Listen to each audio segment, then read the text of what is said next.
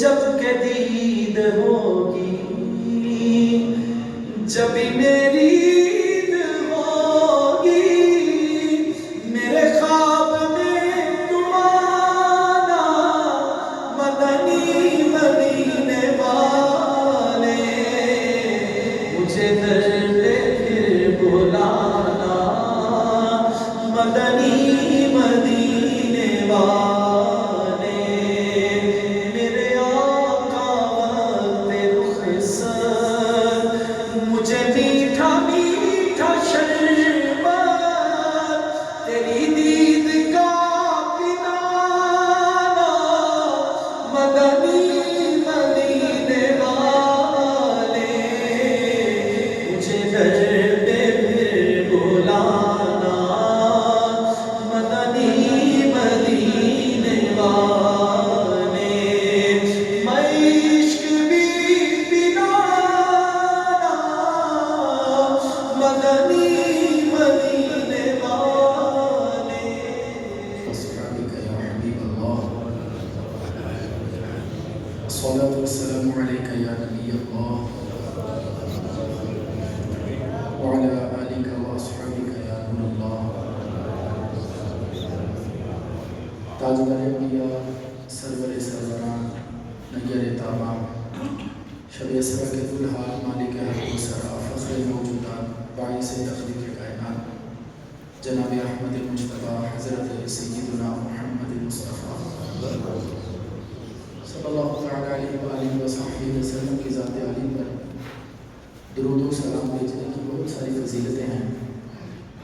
ایک فضیلت جو مسلمانوں کے پہلے خلیفہ امیر المؤمنین خلیفۃ المسلمین خلیفہ خلافہ سے حضرت سیدنا ابو بکر صدیق رضی اللہ تعالیٰ عنہ بیان کرتے ہیں، فرماتے ہیں کہ آگ بھی سوکھی گھاس کو اتنی جلدی نہیں جلاتی جتنی جلدی درود پڑھنے سے بندے کے گناہ مٹ جاتے ہیں۔ تو بندے کو چاہیے کہ کثرت سے حضور علیہ السلام پر درود بھیجا کرے۔ اور فرماتے ہیں ایک شخص اللہ کے لیے کسی غلام کو آزاد کرے، بہت بڑا ثواب ہے اس کا، کسی غلام کو اللہ کے لیے آزاد کرنا۔ صدیق اکبر رضی اللہ تعالیٰ عنہ فرماتے ہیں ایک شخص اللہ کے لیے کسی غلام کو آزاد کرتا ہے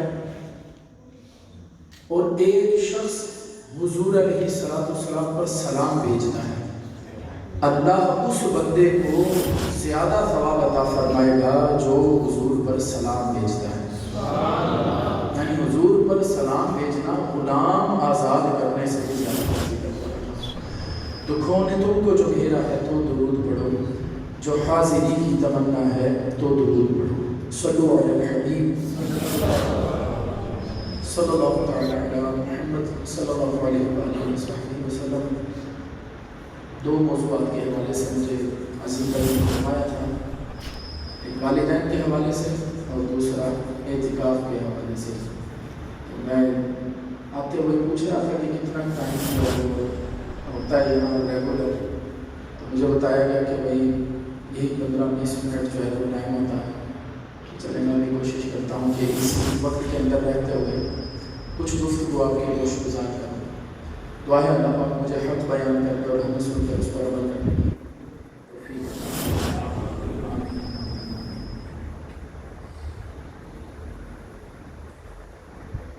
والدین بہت کچھ ہم کے بارے میں سنتے رہتے ہیں، لیکن شاید صرف سننا کافی نہیں ہے، تو بندہ باتیں تو بہت سنتا رہتا ہے۔ اللہ پاک ہمیں عمل کی توفیق اس حوالے سے عطا فرمائے۔ چھوٹے ہوتے ہیں بچے تو بولتے ہیں میری ماں، امی میری، ابو میرے، لیکن جب جوان ہو جاتے ہیں کہتے ہیں ابو تیرے، امی دور ہے۔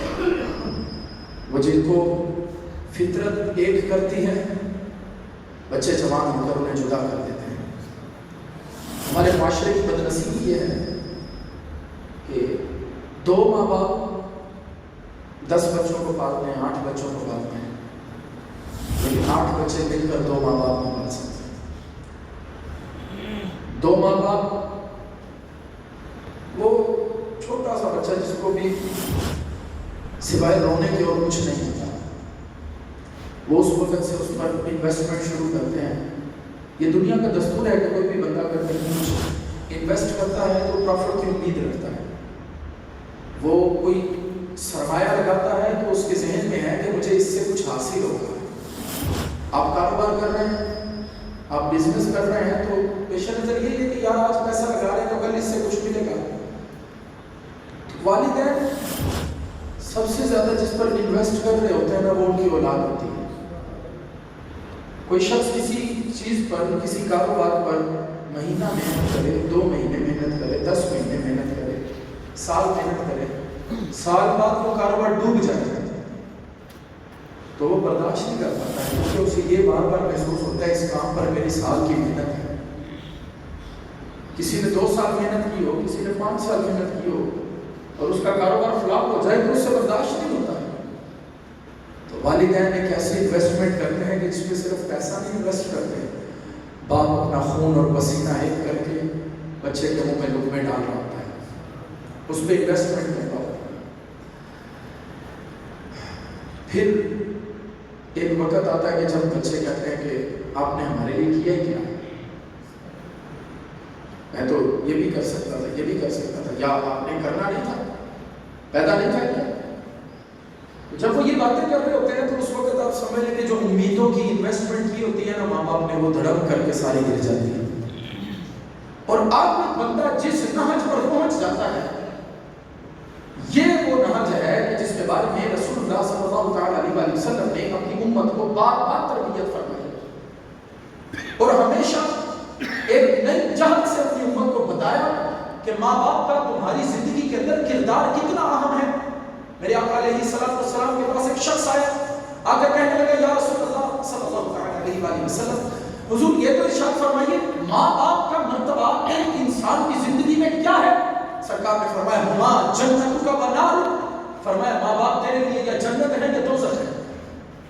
اس حدیث کی شرح محدثین بیان کرتے ہیں، فرمایا ماں باپ بندے کی جنت اسی صورت میں ہے کہ جب اولاد اپنی ماں باپ کی خدمت گزار ہوگی.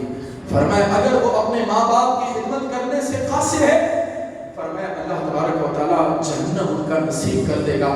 فرمایا ایک بات کو ہر وہ شخص اپنے پلے سے باندھے کہ جس کے ماں باپ سلامت ہیں.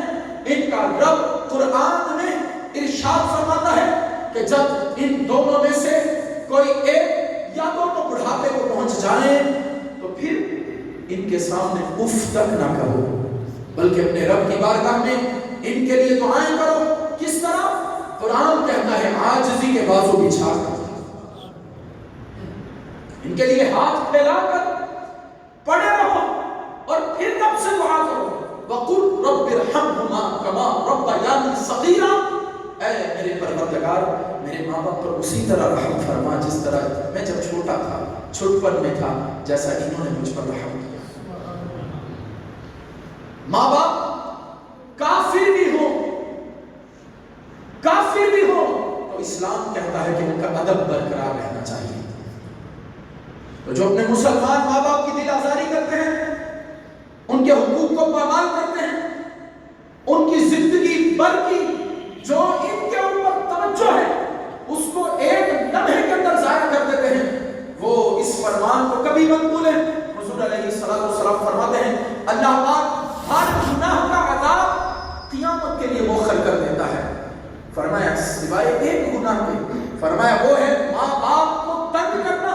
فرمایا جس نے ماں باپ کو ایذا دی، جس نے ماں باپ کو تکلیف دی، اسے تب تک اللہ موت نہیں دے گا جب تک اسے ذلیل نہ کرے. یہ ہے دنیا میں اس بندے کی سزا کہ جس نے اپنے ماں باپ کا دل دکھایا ہے. آج پیسہ بھی باپ کا، جائیداد بھی باپ کی، مکان بھی باپ کا.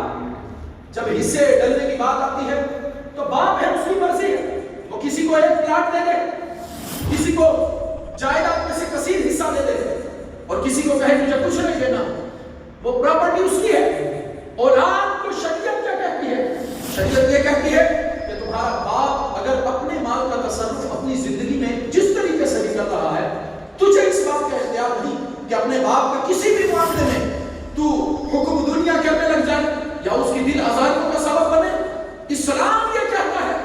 کہ جب تمہارا باپ کچھ بھی فیصلہ کر رہا ہے تو تمہارے لیے لازم ہے کہ اپنے باپ کے فیصلے کی اطاعت کرو.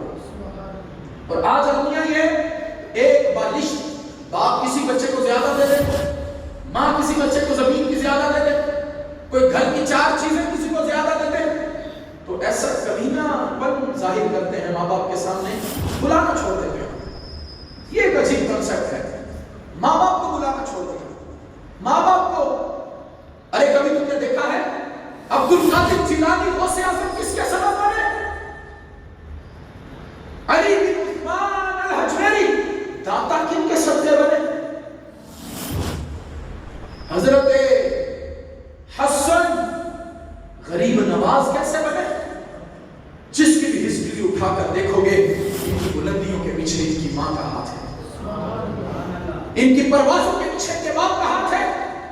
جب بایزید بستامی جیسے شخص ماں کے بغیر کچھ نہیں, جب حسن بصری جیسے لوگ ماں کے بغیر کچھ نہیں, باپ کے بغیر کچھ نہیں, تو آپ کی میری حیثیت ہی کیا ہے؟ جب ان جیسے لوگ ماں گھر میں, بچہ کہتا ہے ماں مجھے اجازت دے کہ میں رب کی معرفت پانے جاؤں, میں ولایت پانے چاہتا ہوں, میں اللہ کا قرب پانا چاہتا ہوں.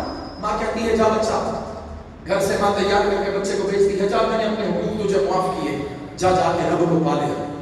گھر سے نکلے, اللہ اکبر, ایک طویل عرصے تک گھر سے باہر رہے. کافی عرصے کے بعد جب گھر واپس آئے, دروازے پر دستک دی تو ماں نے دروازہ کھولا تو دیکھا بچے نے بوریے کا لباس پہنا ہوا ہے, بال بکھرے ہوئے ہیں, حالت غیر ہوئی ہوئی ہے.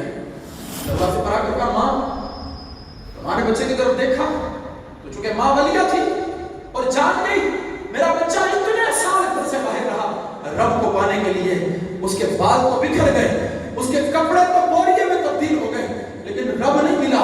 تو تڑپ کر اپنی جھولی رب کی بارگاہ میں پھیلائی, کہا ہے میرے نام, میں نے اپنا لال تیرے سپرد کیا تھا, اپنے جگر کو تیرے حوالے کیا تھا کہ تو اسے اپنی ولایت عطا فرما دے. اے رب تو نے میرے بچے کو خالی لوٹا دیا, اے رب ایک ماں کی فریاد تیری بارگاہ میں ہے, میرے بچے کو اپنے کرم سے بھر دے. بس یہ کہنا تھا, رات ہوئی تو اللہ نے ولایت کا تاج عطا فرما دیا. صبح ہوئی نا تو ماں نے کپڑے شپڑے تیار کیے, تو کہا پتر جا. تو حیرت سے ماں سے کہنے لگے ماں گھر سے نہیں جاؤں گا. ماں نے کہا کیوں پتر؟ کہا ماں جس رب کو تلاش کرنے کے لیے گھر سے باہر نکلا نا جنگلوں میں, وہ رب تو گھر تھا, وہ رب تو گھر تھا. ایک بھی فرد اللہ کا قرب نہیں پا سکتا جب تک اس کے ماں باپ اس سے ناراض ہیں. کوئی بھی شخص دنیا کا ایک رتی برابر بھی کوئی سکون نہیں پا سکتا جب تک اس کے ماں باپ اس سے ناراض ہیں. اللہ پاک نے محبوب علیہ السلام اس قدر والدین کی فرما برداری کے حوالے سے امت کی تربیت فرما رہے ہیں. میرے آقا علیہ السلام فرماتے ہیں, حضور فرماتے ہیں اللہ بندے کو اتنا ہی رزق عطا فرماتا ہے جتنا وہ اپنے ماں باپ کا فرما بردار ہوتا ہے. لہذا آج اگر کوئی کہتا ہے کہ میں زمین و خوار ہو رہا ہوں, حضرت جی کوئی تعویذ تو دیجیے گا, کاروبار نہیں چل رہا ہے. مولوی صاحب ذرا کوئی دھم تو بتائیے گا, میری بیوی بڑی میرے مخالف ہے, بچے میرا گرے بال اٹھ کر پکڑتے ہیں. تو میں اسے کہتا ہوں تیرے ماں باپ زندہ ہیں, چاند میں گھر میں چلا جا, سب سے بڑھ کر تجھے رسول اللہ نے جو وظیفہ عطا فرمایا وہ تیرے ماں باپ کی خدمت ہے. اگر تو اپنے ماں باپ کی خدمت زیادہ کرے گا, دنیا کے مال کی اوقات ہی کیا ہے. میرے آقا فرماتے ہیں جو اپنے ماں باپ کی خدمت کرتا ہے اللہ اس کی عمر میں برکت عطا فرما دیتا ہے, اس کی زندگی میں برکت عطا فرما دیتا ہے. ارے جن کے ساتھ محبت کی یہ پیار اسلام نے قائم کی ہے کہ جب صحابہ کرام حضور کی بارگاہ میں حاضر ہیں, جانے جانا صلی اللہ علیہ وآلہ وسلم جب ان کے چہروں کو دیکھتے ہیں, سوال و جواب کی نشست ہوئی, حضور علیہ السلام فرماتے ہیں اے میرے صحابہ سنو, تم لوگ اتنی محنت سے حج کرتے ہو لیکن پھر بھی کوئی بالکل پروف کے ساتھ یہ نہیں کہہ سکتا کہ میں نے مینا گیا, عرفات گیا, مزدلفہ گیا, جمرات گیا, یہاں سارے ہو ارکان حج ادا کیے, لیکن کوئی بھی وثوق سے یہ نہیں کہہ سکتا کہ میرا حج قبول ہو گیا ہے, میرا حج مبرور ہو گیا ہے. سرکار فرماتے آؤ میں تمہیں بتاتا ہوں حج مبرور کیسا ہے. فرمایا جس نے اپنے ماں باپ کو محبت کی نگاہ سے دیکھا اللہ اسے حج مقبول کا ایک نگاہ. اور صحابہ کی نگاہ میں ماں باپ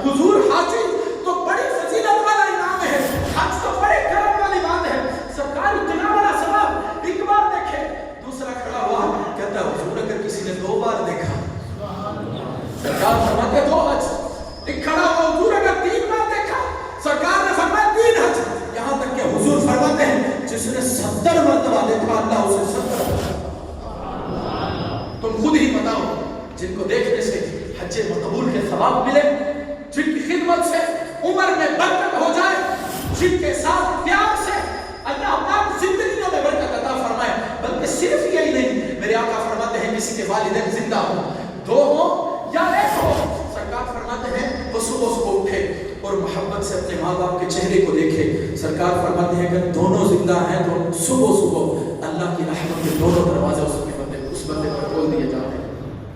اگر ایک ہو تو رب کی رحمت کا ایک دروازہ کھولا جاتا ہے۔ اب فیصلہ آپ کے ہاتھ میں ہے۔ اتنی لمبی چوڑی تقریر کروں گا تو میں سمجھتا ہوں کہ وہ فائدہ نہیں، فائدہ یہ ہے کہ میری ان تھوڑی سی باتوں کو آپ ہمیشہ ذہن میں رکھنا۔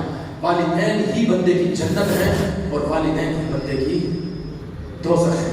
اب فیصلہ آپ کے ہاتھ میں ہے، معاملات ہیں، آزمائشیں ہیں، والدین کا سلوک ہے تو بھئی جو کچھ بھی ہے، اسلام تمہیں کہتا ہے ان سے محبت کرو، قرآن تمہیں کہتا ہے ان کے سامنے بچ جاؤ، قرآن تمہیں کہتا ہے افترو فلا تنہرہما، قرآن کہتا ہے وقل لہما بالکل کچھ بھی کہنے کی اجازت نہیں ہے۔ ہاں ایک چیز کی اجازت ہے، میں ہوں۔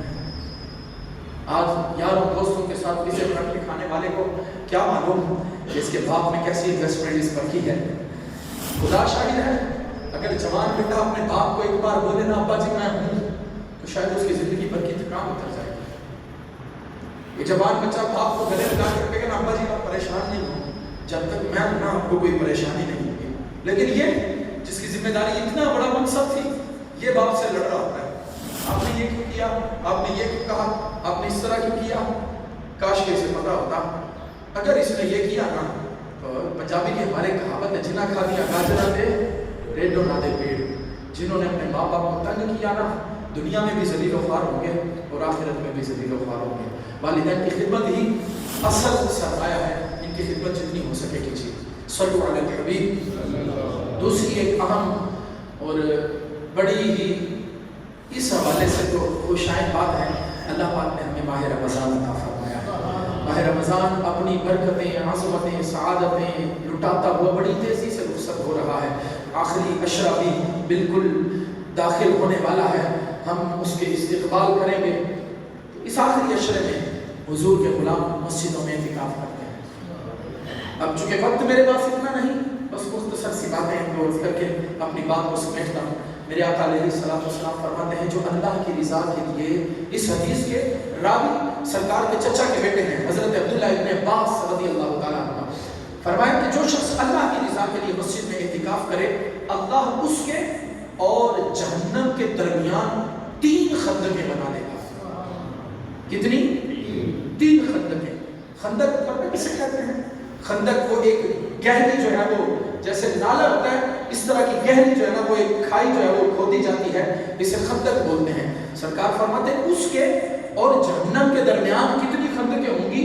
3۔ سرکار فرماتے ہیں ایک خندق کی جو دوری ہے، مسافت ہے، وہ اتنی زیادہ ہے جتنی زمین اور آسمان کے درمیان ہے۔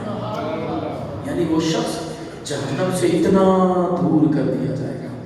اور پھر معتکف کو اللہ اکبر، معتکف کو اللہ ہر روز حج کا ثواب عطا فرماتا ہے۔ معتکف وہ ہے جو رب کے گھر میں ہوتا ہے، اور یہاں پر علماء بیان کرتے ہیں، فرمائے یہ وہ ہے جو رب کی بارگاہ میں دھرنا دے کر بیٹھتا ہے اور وہ کہتا ہے اے میرے کریم میں تیرے گھر میں بیٹھ گیا ہوں۔ کس گھر میں؟ جس کے بارے میں حضور فرماتے ہیں، فرمائے مسجدیں روئے زمین کی سب سے بہترین جگہ ہیں، کعبۃ اللہ کی بیٹیاں ہیں۔ مسجدیں وہ کہ دنیا میں یہی وہ جگہ ہیں کہ جہاں پر آتا ہے مومن تو اللہ اس کے دل کو چین عطا فرماتا ہے، نفاق اس سے دور ہو رہا ہوتا ہے۔ فرمایا مسجدیں ایسی جگہ ہیں جہاں آ کر دھرنا دیتا ہے اور رب سے کہتا ہے اے پروردگار مجھے بخش دے۔ فرمایا بس جو اعتکاف کرے وہ اس امید پر رہے کہ اللہ پاک نے اسے بخش دیا ہے۔ تو اپنی مسجد کو آباد کرنے کی نیت سے، مسجد سے محبت کی نیت سے، قرآن کی نیت سے، تلاوت قرآن کی نیت سے، ذکر کی نیت سے آپ مسجدوں میں ضرور اعتکاف کیجیے گا۔ ہم باقی سنتوں پر بڑا غور کرتے ہیں، جناب سرکار کی یہ سنت ہے، سرکار کی یہ سنت ہے۔ ہجرت کے بعد حضور علیہ السلام نے جتنے سال مدینے میں گزارے ہیں نا، ہر سال حضور نے مسجد نبوی میں اعتکاف کیا ہے، ہر سال۔ بلکہ बल्कि एक साल रिवायात में आता है, एक साल हुजूर अलैहिस्सलाम का इतिकाफ किसी वजह से कि सरकार सफर पर थे तो वो रह गया, तो सरकार ने अगले साल 20 दिन इतिकाफ किया। ये सुन्नत मुतवातिर है, सरकार अलैहिस्सलाम इसको अदा किया करते थे।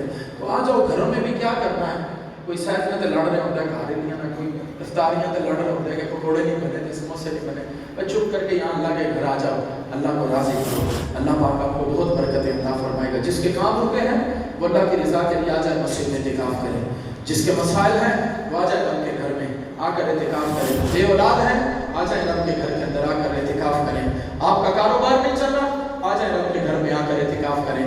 इन रातों में अपने रब से कहें, ऐ परवरदिगार बारगाहें तो सारी ही हैं, तेरी ही अता की हुई बारगाहें हैं, लेकिन हमने तेरे महबूब से सुना है कि सबसे बड़ी बारगाह तेरी बारगाह है, और हम तेरी बारगाह में तेरे प्यारों को वसीला बनाकर कहते हैं, ऐ परवरदिगार हम पर करम फरमा। आप ये तो जानते हैं कि कोई साइल किसी के दरवाजे के ऊपर दस्तक देना, एक बार दस्तक दी, 2 बार दी, 3 बार दी, 4 बार दी, घर वाला जितना भी सख्त हो 2, 4, 5 बार दस्तक देने के बाद तो ये समझ ही जाता है ना भाई भीख लेने वाला बगैर भीख लिए नहीं जाएगा, तो दरवाजा खोल ही देता है। तो ये तो वो है जो जव्वाद है, ये करीम है, ये रहमान है, ये उसका घर है, ये उसका दर है, और जो उसके घर में आकर रब की बारगाह में बैठ ही जाए और कहे परवरदिगार अता फरमाएगा तो मैं उठूंगा। सही नसीब इतिकाफ करने वालों में मांगना तो सबने अपने अपने हिसाब से है, बंदे का जितना लेवल होता है वो उतनी बात नहीं करता है।